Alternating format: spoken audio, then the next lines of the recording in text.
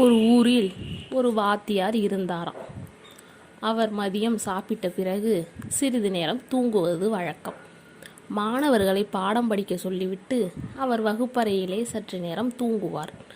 மாணவர்கள் ஏன் வகுப்பில் தூங்குகிறீர்கள் என்று கேட்பார்களாம்.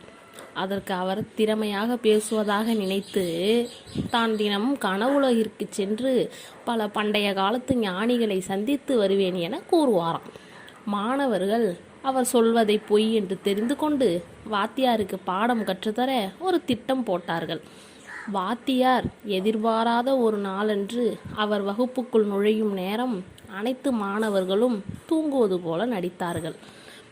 மாணவர்களை பார்த்த வாத்தியார் அனைவரையும் எழுப்பி ஏன் வகுப்பில் தூங்குகிறீர்கள் என்று கேட்டு திட்டினார். மாணவர்கள் அனைவரும் உங்களைப் போல நாங்களும் கனவுலகில் ஞானிகளை பார்க்க சென்று வந்ததாக கூறினார்கள். வாத்தியார் முகத்தில் ஈயாடவில்லை. அதன் பிறகு தனது தவறினை உணர்ந்து மாணவர்களுக்கு பாடம் கற்பித்தார் வாத்தியார்.